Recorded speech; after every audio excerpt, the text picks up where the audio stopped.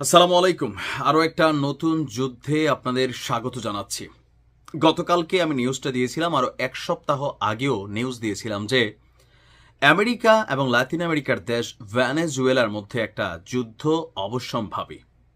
America বলছে যে মাদক পাচার রোধে ভেনেজুয়েলার প্রেসিডেন্ট যে আছে মাদুরো, তাকে সাইজ করতে হবে, তাকে শায়েস্তা করতে হবে যেন মার্কিন যুক্তরাষ্ট্রে এখান থেকে কোনো মাদক পাচার না হয়। আর সেইটাকে তারা প্রতিহত করার জন্য ভেনেজুয়েলার সমুদ্র সীমান্তে 8টা যুদ্ধজাহাজ, 1200 মিসাইল, 4000 সেনা মোতায়েন করেছে।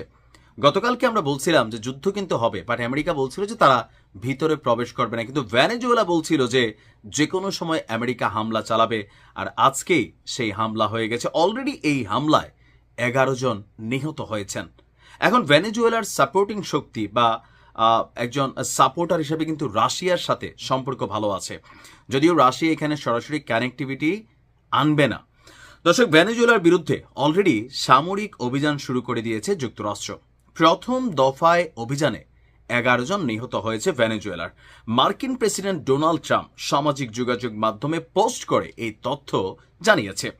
ট্রাম্প বলছে মার্কিন সেনাবাহিনী ভেনেজুয়েলা থেকে ট্রেন ডি আরাগুয়া গ্যাংয়ের জন্য মাদক পাচারের অভিযোগে একটি ছোট নৌকার উপর হামলা চালিয়েছে। তার সোশ্যাল মিডিয়া প্ল্যাটফর্ম ট্রুথ সোশ্যালে একটি পোস্টে ট্রাম্প বোমা হামলার সাদা কালো একটা ড্রোন ফুটেজ শেয়ার করেছেন। ট্রাম্প লিখেছে, এই হামলায় 11 জন সন্ত্রাসী নিহত হয়েছে। এই হামলায় মার্কিন নৌবাহিনীর বা সেনাবাহিনীর কোনো রকম ক্ষতি হয়নি।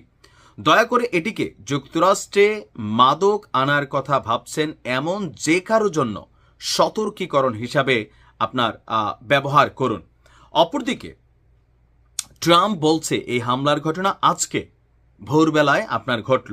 এই ঘটনাটি ভেনেজুয়েলার রাষ্ট্রপতি নিকোলাস মাদুরো সরকারের সঙ্গে উত্তেজনা আরো কয়েকগুণ বাড়িয়ে দিয়েছে।